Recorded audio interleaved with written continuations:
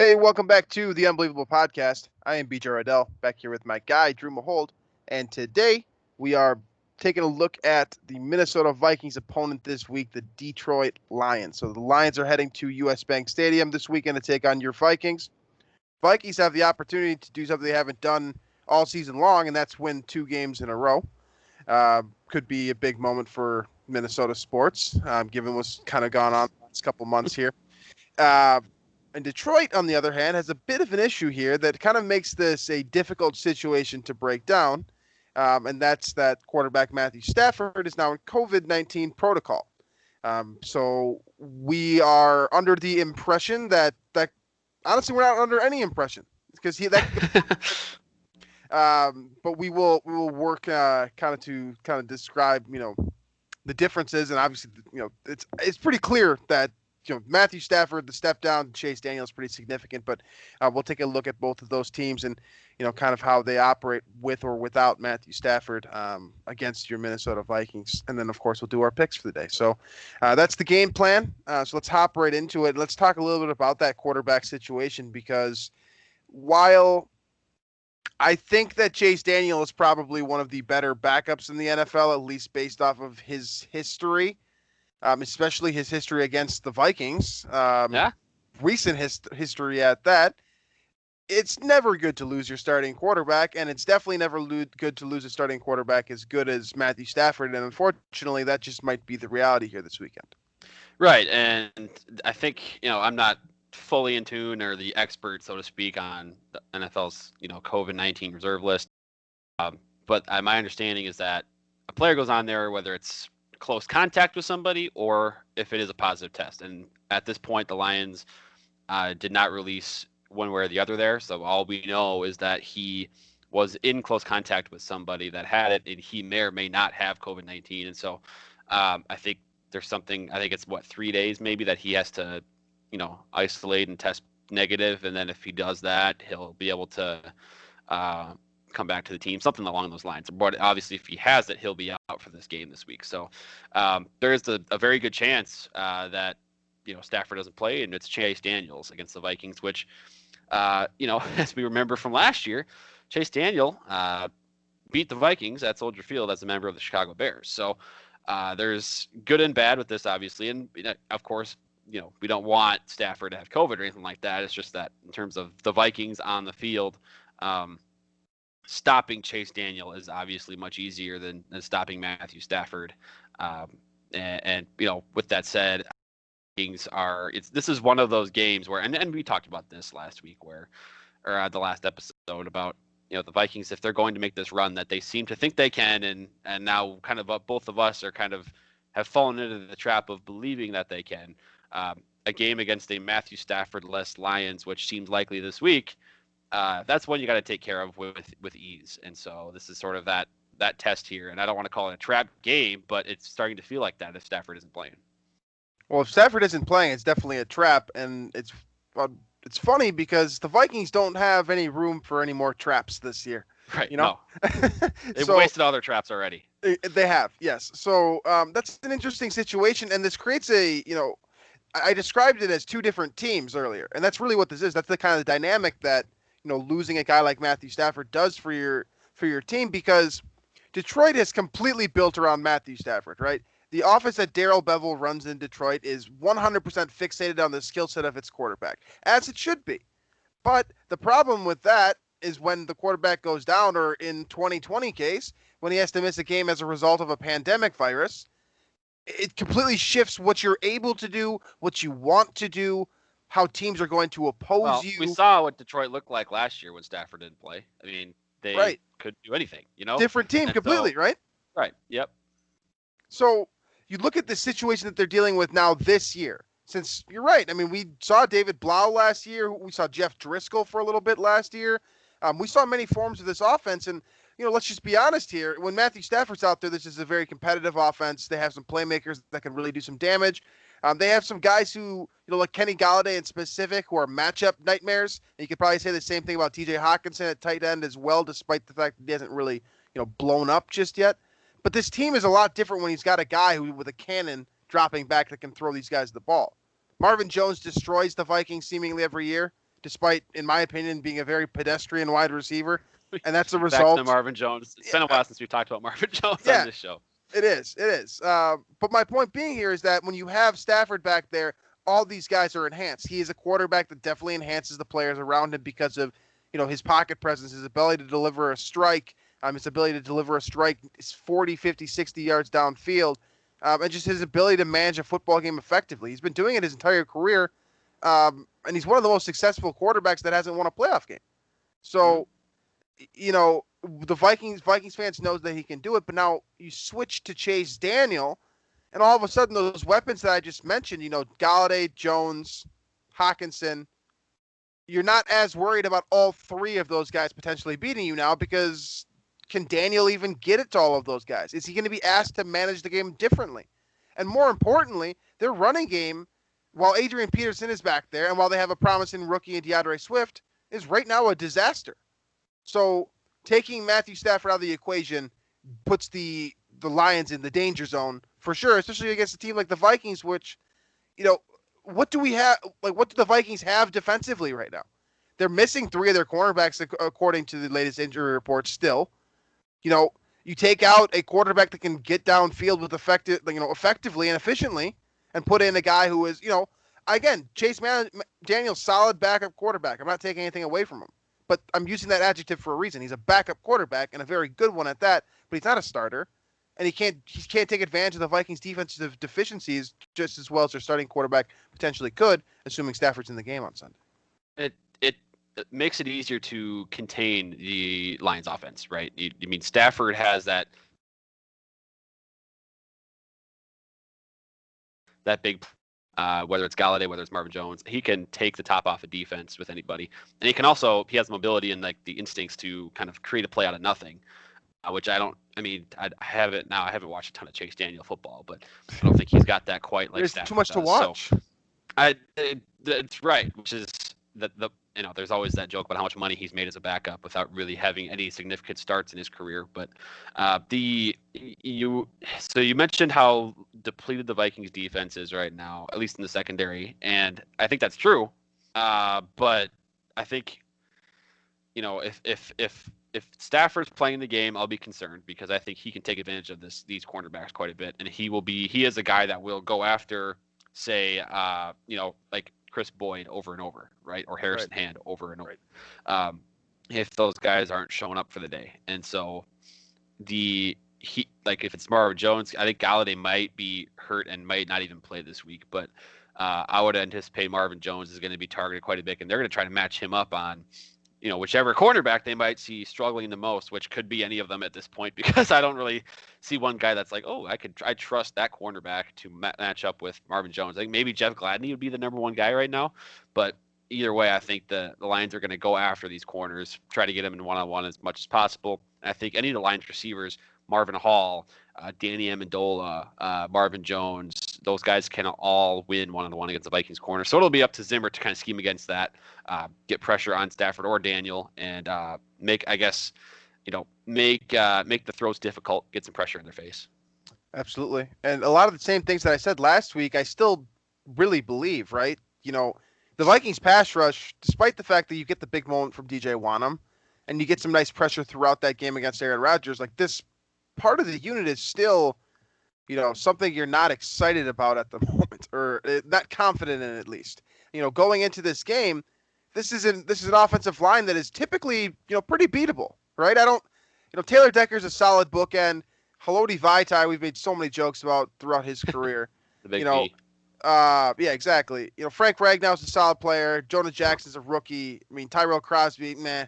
This is an offensive line that in theory, you could probably get after. And even more so without a guy like Stafford, who, again, he's just a better quarterback. Like, it doesn't really even need to be said. When you got your starter in there and you got one of his quality, I mean, everything is just different. And I trust the Vikings 150 times more without having to worry about a guy like Stafford. Like, I'm just imagining the difference in the Bears offense, and granted that's a completely different scheme, but when you threw Chase Daniel in there instead of Mitchell Trubisky, or same thing with Kansas City as well, you throw Chase Daniel in there instead of Patrick Mahomes, I think that's probably the more, comparative situation given this playing style of Stafford versus Mahomes. Of course, no one's really on Mahomes' level, but you understand what I'm saying.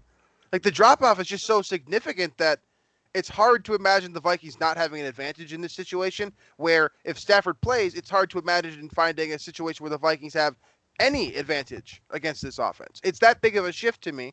So, this pandemic could effectively find a way to give the Vikings a little bit more hope than, kind of it starts following that path that we were, irrationally optimistically describing last week. All of a sudden you get a win over a team that, like you said, you got to take advantage of this type of situation. You have to. If you want to get back into this, like not just for the, record wise, like of course you need a win, but also like just the fact that like you're running out of games. Like this needs to happen, Yeah. So if it's going to happen, I mean, you got to hurt animal here. Like you got to finish it off.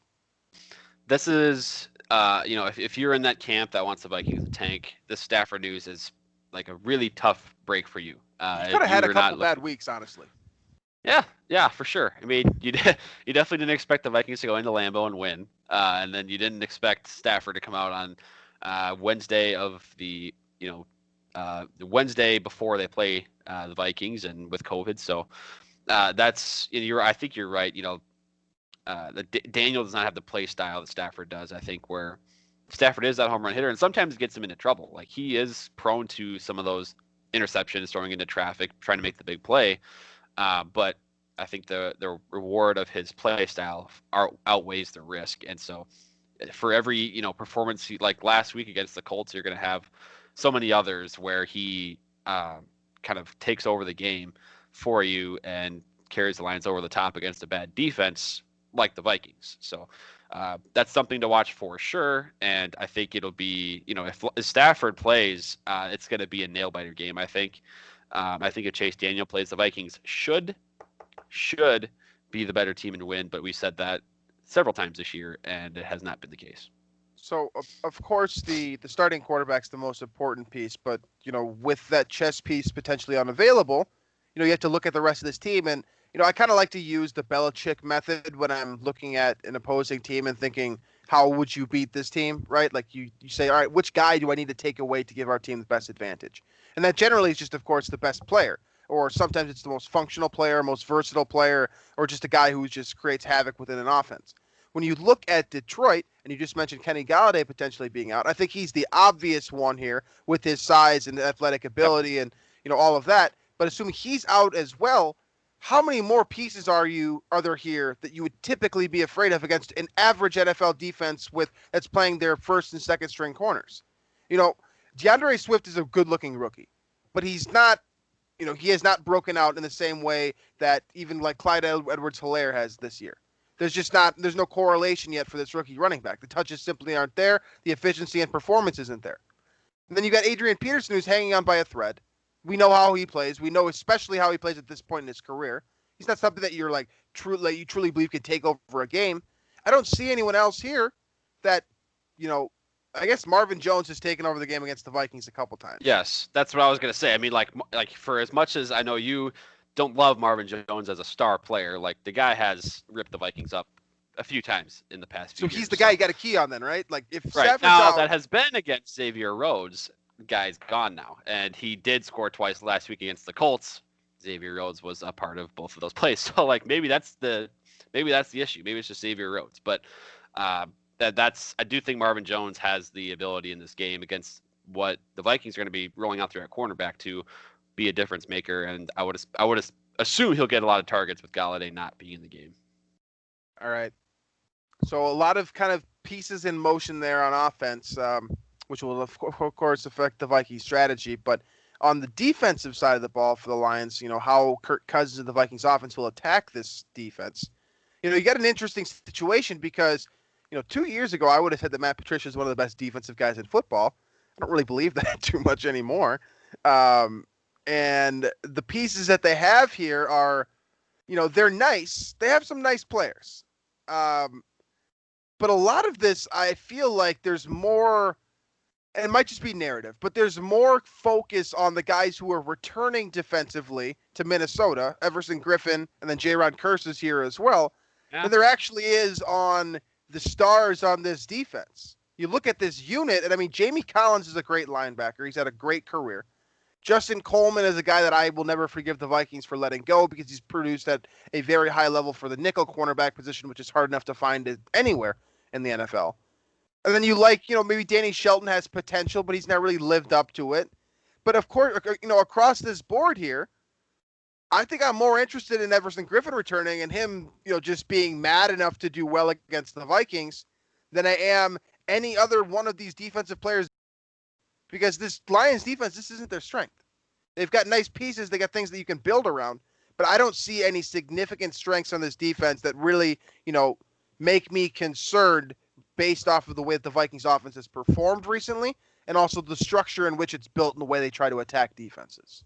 Right. So the Lions defense has been beatable for a while now. And I'm just looking at these numbers right now. They are the 28th best defense in the NFL on third down, allowing 49%, basically half of their, opportunities to get a stop on third down. They don't allow, or they do allow a conversion. They are like 22nd in turnovers generated. They are, looking at the numbers here, really their best quality is rush defense. They're 13th in yards per attempt allowed. But at the same time, they're like, I feel like the Vikings' strength is probably running the football, given what happened last week against Green Bay. And, against the pass, Detroit is 22nd in net yards per attempt allowed. So this is a very middling to below average defense all around the way you look at it. And you look at the roster, like you said, not a ton of these names pop out at you. Jamie Collins has been a star before. You have, first round pick Jeff Okudah. Of course, rookie cornerbacks always take some time to get assimilated into the league. Deron Harmon was kind of a big free agent signing from New England, I believe. So he's kind of a big name back there. But there's not quite the star name power that you'd want out of a defense trying to shut down an offense that, frankly, for the Vikings, as poorly as the team maybe has played, like this offense is supremely efficient this year. Is grading out well, and if you're a Pro Football Focus guy, a lot of great Pro Football Focus numbers on this Vikings. And so, I like the Vikings offense in this game. Given, or I guess not given, I'm not going to say that, but provided that Kirk can stay away from the back-breaking turnovers, the Vikings offense should roll in this game and put up a lot of kind of long scoring drives. Yeah, this definitely seems like a type of team that you can run the ball against, run the ball efficiently against, right? Not just, put up a high volume number, but consistently churning up yards the way that Dalvin Cook did last week. I think he's your Lion Tamer this week. The Vikings can get him going. Again, we saw last week how much of a difference maker the one guy can be if the guys up front are blocking efficiently, right? This will be a different football game. You're playing indoors. You're not, dealing with the elements or having to, take advantage of the elements, you might say, the same way that you did last week. But you're also facing a defense that is equally as much as, inconsistent as Green Bay is in terms of allowing big plays or allowing chunk yardage, as, announcers love to say. But you look at a couple of the guys on this unit. I think the one that stands out, who is a smaller name, a guy that I'm not super familiar with, but is the defensive end Romeo Okwara. He's got 5 sacks so far this year. He's getting pressure at a high rate. That is one guy to keep an eye on for this defense because he has had success this year in an area where just about everyone else on this unit has not. Trey Flowers, the number 2 sacker on this team, he's on IR. So he's not playing in this game. He's probably your most productive pass rusher in terms of the cumulative statistics on this team, other than maybe I guess Everson Griffin, who based off of the recent play of him has seemed to maybe lost a bit of a step here. But you look at this unit as a whole, and it does seem like something the Vikings can take advantage of. Now, you have to keep an eye on Jamie Collins at all times because he is the type of linebacker who patrols the field effectively. No one gets by him. You got to have a hat on a hat in order to get Dalvin to that second level and beyond, because he's simply not going to allow that playing style to, come up against him without, efficient block protection up front. And then, in the secondary, you do have to, you have to pay attention to guys like Jeff Okudah, who, you're right, there are growing pains. There are very real growing pains with this guy in particular. But all of that said is he's also the same type of guy who can beat you, and you bring up the back-breaking turnover, he's a prime candidate for that Yeah. because he's a guy who you want to take advantage of. I'm thinking of Trey Waynes against Devontae Adams when Aaron Rodgers kept trying to take advantage of him, and finally, Trey Waynes got him, and the Vikings won that football game. Jeff Okudah is a better version of Trey Waynes with kind of a similar profile right now, where he's a rookie, so you feel like you could take advantage of him, but at the same time, the pedigree is there, and you got to be careful, especially when you're Kirk Cousins and you're prone to making that really dumb mistake and giving back a team an advantage that, let's be real, I don't see an advantage right now. But one turnover, that's all it takes. And all of a sudden, you give Detroit's defense a chance to beat you. Right, and I think that's been sort of the kryptonite for the Vikings offense this year is they're putting together, in games very easily putting together long drives that end up in 7 points. That's not the problem. It's and it seems like a lot of this is early in games, but the turnovers in their own territory, on the first series of the drive, right? They'll, Kirk will throw a pick, Kirk will fumble, something like that. And that's what's killing this team. Then they fall behind, and then they're forced to throw. And when the defense can't get stops, that's been the formula for losing these games. And so it's avoiding those early game turnovers. That's going to be the key for the Vikings throughout the rest of the season. If they're going to actually make this run that me and you believe that, hope that they can put together here, it's going to be Kirk limiting those early game turnovers. That's been kind of the big reason for a couple of these early season losses here. So basically what it comes down to here is if Matthew Stafford doesn't play and Dalvin Cook has a similar approach to the game the way that he performed last week, the Vikings should be in a pretty good position here. They should. Yeah, in theory. So now all things considered from what we know as of this recording on Wednesday, November 4th, what's your prediction? How does this game shape up? What is this? What's the scoring differential look like? Are we in for another, potential heartbreaker situation? It feels like, in my estimation, that Detroit is another one of those teams, kind of like Minnesota this year in particular, where they play to their competition level and they give you their best effort most of the time. And then you have an outlier like last week, and you sort of forget that they can play competitive with just about everyone. Or even if you don't think they can, they still seem to. Yeah, this team's all over the map. So predicting the Vikings games, it's basically useless what we're doing here. But I'm going to go ahead and with what we know, right? Stafford potentially not playing, Kenny Golladay potentially not playing. Probably your two most valuable players on either side of the ball, potentially not there for the Lions. I'm going to pick the Vikings, and I say that more confidently than I should be. And I think really the one thing I'm worried about is, again, the early Kirk Cousins turnovers that can kind of really disrupt the rhythm that your offense can get going on early. And if the Vikings can avoid that, this offense has been humming all season long. And so I like the Vikings to put up some big numbers in this game. Yeah. And get the win, of course. Yeah. So I'm going to take Minnesota too, but that is completely dependent on Matthew Stafford playing. If Matthew Stafford plays, I probably still take the Vikings, but I'm so much more hesitant. It's a homer pick, right? If Stafford plays, it's probably a homer pick. It kind of is. Yeah, it feels that way for sure because you know how much of a toss-up every game against Detroit is, and they've performed better than the Vikings have this year when they're at full strength. They have. They've been the better football team. So it's hard to pick Minnesota here, but at the same time, it's a really easy pick to make.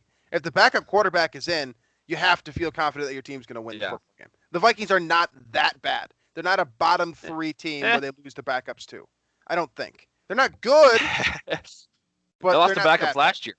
They lost to Chase Daniel and Matt Moore last year. So that's a very fair point and something that we probably should have considered more, but here we are. We're both picking Minnesota. We're buying in on this ridiculous idea that maybe, just maybe, the Vikings could, mount a comeback here this season and put something together. The rest of this week should probably be a little bit more interesting than the Vikings game, at least from a universal standpoint. We got a couple of good ones on here that, have direct application to the playoff picture. And that starts here with Green Bay against San Francisco. Now, keeping in mind, San Francisco is on about their third player at just about 8 different positions, right? Yeah. They're still in the hunt. So the fact that Nick Mullins has the potential here to put another big blow to Green Bay's chances makes this an interesting football game, despite the fact that, San Francisco doesn't look like a professional team right now. They don't have anybody. Exactly. they don't have anybody. Kittle's out for a long time. I think Nick Bosa's not playing, right? No, he's been Ricker out for the whole Sherman's not season. playing. No. I mean, Warner's not like they have so many guys out, and I think the number one receiver now is Brandon Ayuk, who was about their fifth number 5 receiver at the beginning of the season, and of course Nick Mullins is playing quarterback, which, in my opinion, isn't that different from Jimmy G, but that's a different discussion. I am going to pick Green Bay here, and I don't like it because I think for some reason, man, Kyle Shanahan has Green Bay's number, and Absolutely. I don't know if the personnel being significantly different changes that too much. But I'm going to pick Green Bay just because I think they'll respond strongly after getting embarrassed at home by Minnesota. So I'm going to pick San Francisco for the exact same reason that you just did, the fact that they got embarrassed by Minnesota. But that's why I'm taking San Francisco, because what does San Francisco do well? They run the football. Yeah, And you're right. so it doesn't really at least in the recent history with Kyle Shanahan, who is running it has not really mattered, whether it's Tevin Yeah, Coleman you're right. or Raheem Mostert, whoever it is. So I'm going to take San Francisco here hesitantly, because I think we all know who's going to field the better team on Sunday, but it's a matter of historical precedent. Green Yep. Bay has been terrible against San Francisco. San Francisco runs the football. I'm just going to play the odds on that. Next one here is Denver at Atlanta. Not a riveting game here, at least from an NFC North standpoint. You got an NFC South opponent that loves to collapse. Then you've got Denver, who is headed by Drew Lock still. Who do you got in this one? I got Denver. Drew Lock, he's got some. I don't know if you watched that comeback put together last week, down 24-3 in the second half. There's still a lot of growing to do there, but I think especially against a team like Atlanta that likes to find ways to lose, I think the Broncos could put something together, and they're going to be quietly 4-4 after a ton of early season injuries. So I'm going to take Denver as well. Last week, you and I were talking about Justin Herbert having his moment, right? Like finally getting that big win that he seemingly deserves based off of his play. Instead, we got the big moment for Drew Lock, and he kind of takes that interesting step forward for a second-year quarterback. So now it's kind of the what are you going to do next, buddy? And it starts with Atlanta, which is a good place to start, right? To have your kind of your next moment, and I think he's going to take advantage of it. I mean, this team looks, like you said, they look a lot better than they did early in the season. So I'll take Denver as well. The next one here, Seattle and Buffalo. Buffalo has definitely looked shaky the last 3 weeks now. It's not just a couple of questionable games against good opponents. Yeah. It's now everyone. But they're still winning. They're winning enough.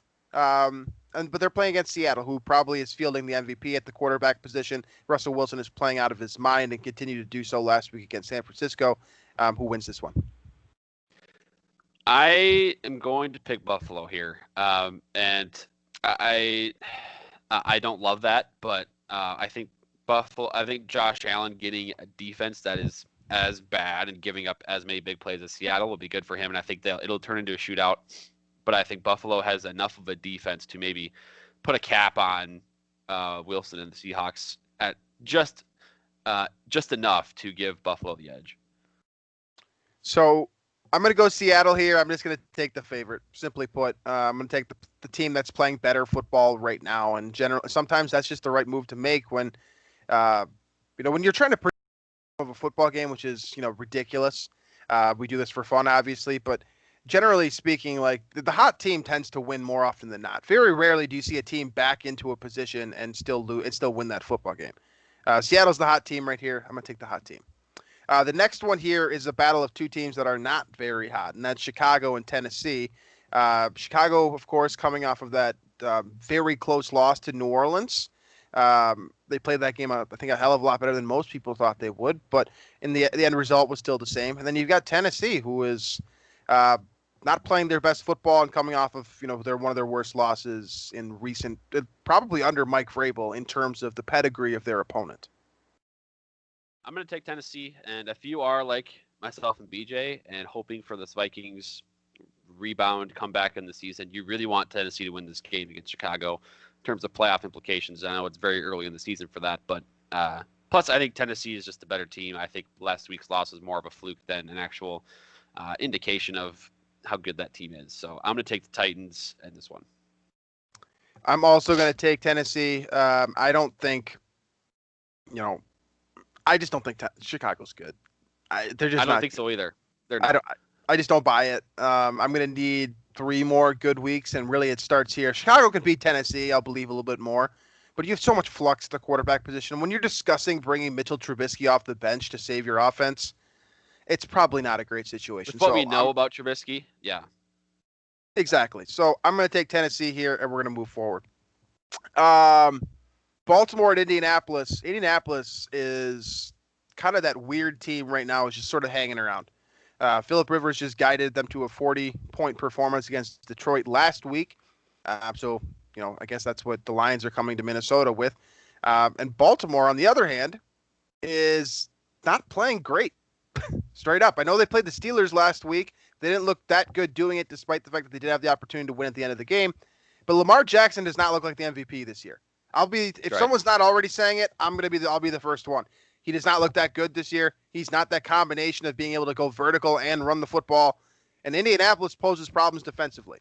They're not at the same level as the Steelers because no one can pass rush quite like Pittsburgh right now. But Indianapolis has the tools defensively to, in theory, turn Lamar Jackson into a one-dimensional player, and that's been the secret to beating him this year. I'm going to take Baltimore here. Hesitantly, like you said, I like Indianapolis defense a lot, and I think it'll be a low-scoring game. But for all this talk about the Colts defense, the Ravens defense is also very good, and I think it could be one of those where Philip Rivers gets very little done against the Ravens defense. So I'm taking the Ravens based on their defense, not based on their offense. Yep. I'm going to take Baltimore as well, and I'm going to take it for that same reason. Rivers is prone to mistakes. Baltimore is prone to making quarterbacks make mistakes. I'd bet on a Marcus Peters interception this week. That's kind of where I'm at with this one. So I'll go Baltimore as well. Next one here is Carolina at Kansas City. Carolina's sliding a little bit here. Looked very solid early on. Started to think they might have something in terms of a playoff roster this year under Matt Rule.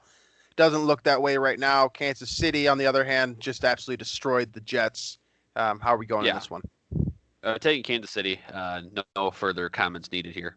Yeah, I'm taking Kansas City as well. Like we said before, until further notice, Kansas City's kind of the lock. We got an NFC East barn burner here between the New York Giants and Washington football team. Both of these teams don't look good. The Giants, actually played pretty well against Tampa Bay last week. Washington didn't play last week, and, they're still Washington. So who you got in this one? Daniel Jones handed that win to Tom Brady last week with some of the mistakes he made. I'm taking Washington in this game because I think Washington defense is kind of sneaky, and they'll force Daniel Jones into some mistakes. Yeah, it's kind of hard not to predict a Daniel Jones mistake right now. That's just the way he's playing. Yeah. The quarterback he is right now. And I think it's really the quarterback he is, period. I don't know if that's going to change. So it's definitely not changing this week. So I'm going to take Washington as well.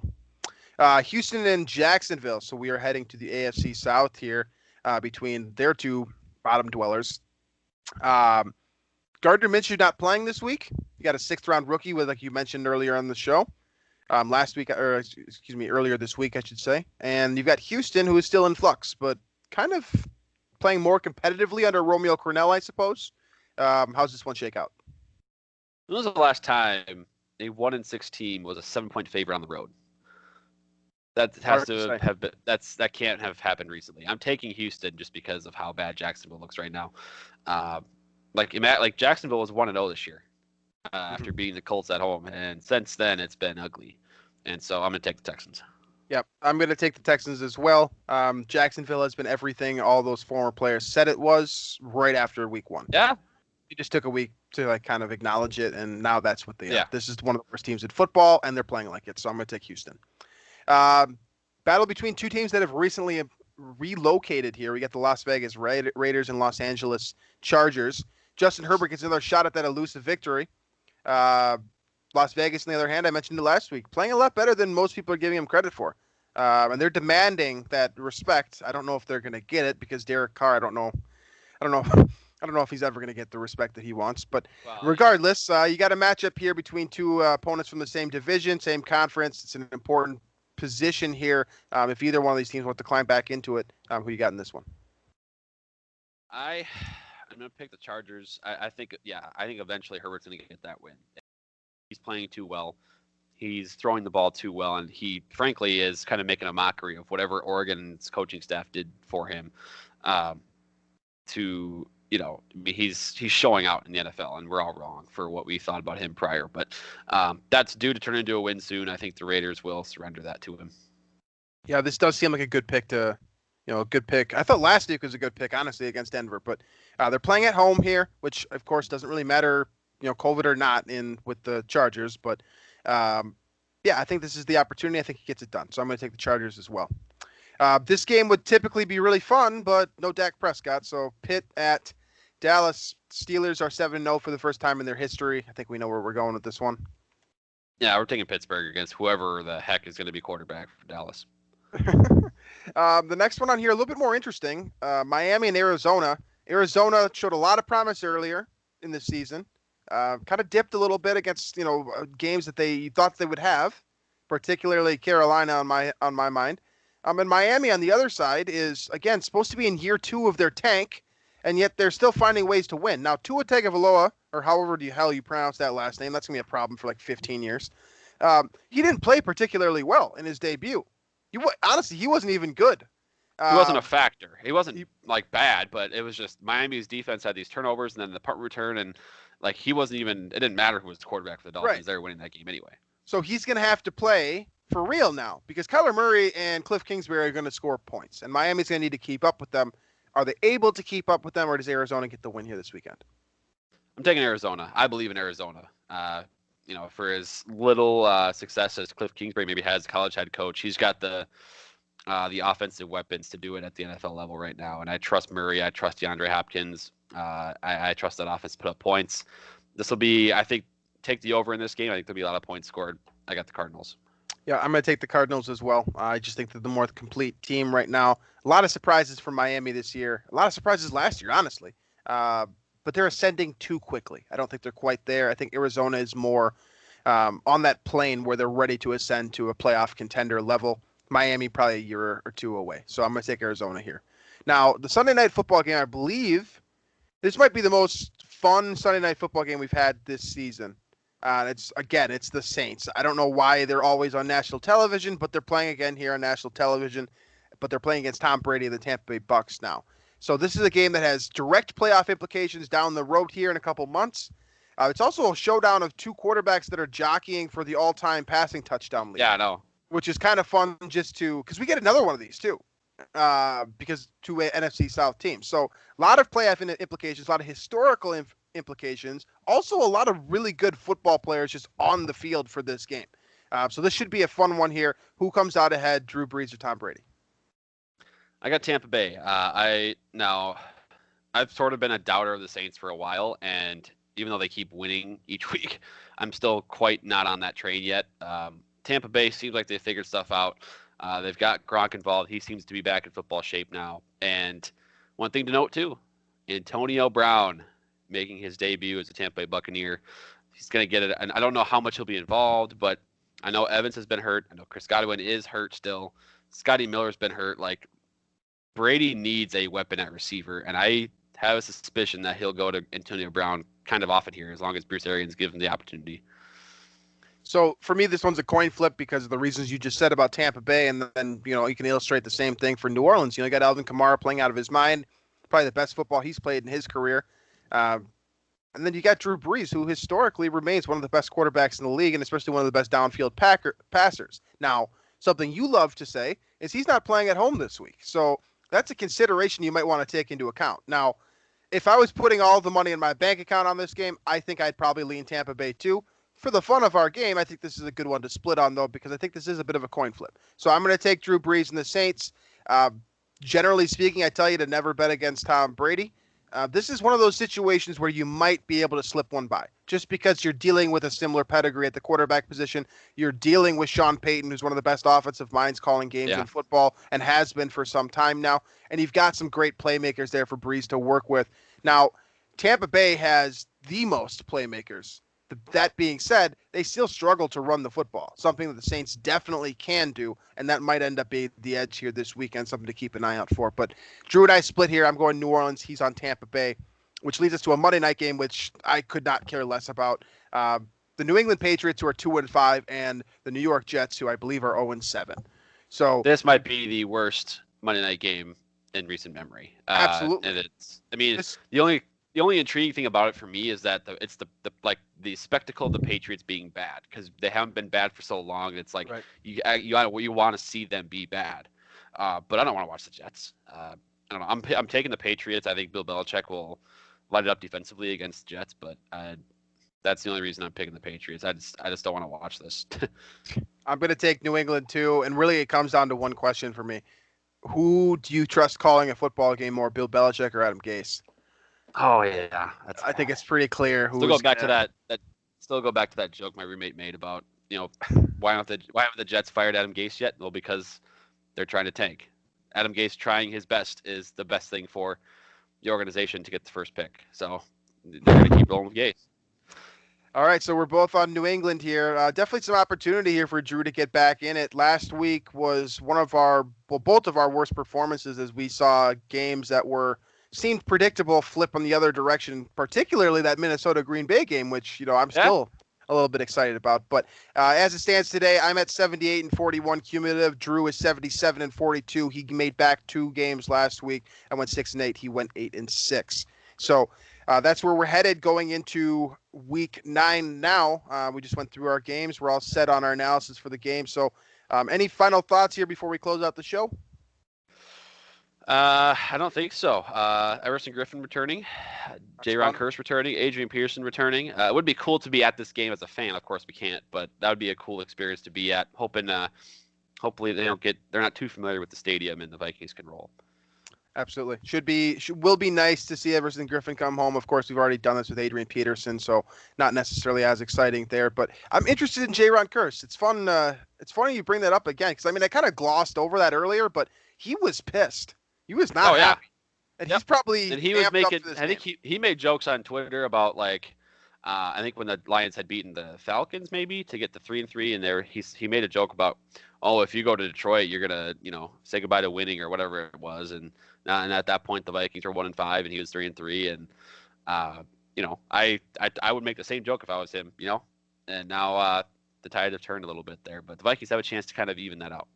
Absolutely, yeah. If the Vikings win here, they move to 3-5, and they're actually tied with the Lions in the NFC North. Hey, the Vikings could really use J-Ron Kearse right now in that secondary. When he played a little bit of nickel, that could be nice for the Vikes right now. But alas, here we are, and still. That being said, 3 cornerbacks down, we still have the Vikings in position here to potentially get their 3rd win of the season and really creep back into it and set up that interesting Monday night matchup next week. Oh gosh, yeah. The show looks a lot differently if the Vikings win on Sunday against Detroit. So hopefully we'll be back here on Tuesday to break down a winner for you guys, and then we'll go into next week with kind of our optimism at an irrationally high level. So thanks for joining us this week. As always, you can find us on iTunes, Stitcher, Google Play, Spotify, wherever else podcasts can be found. You can find our show on Daily Norseman as well as YouTube as well. Use those comment sections. I love reading that stuff from you guys and hearing your thoughts. That's always fun for me. And then remember to check out the rest of the Climbing the Pocket Network. There's plenty of other guys here that are producing shows on a regular basis. Give them a listen. Check out their analysis. They do a great job as well. So thank you for being here with us. Thank you for being here with us, and we will catch you next week.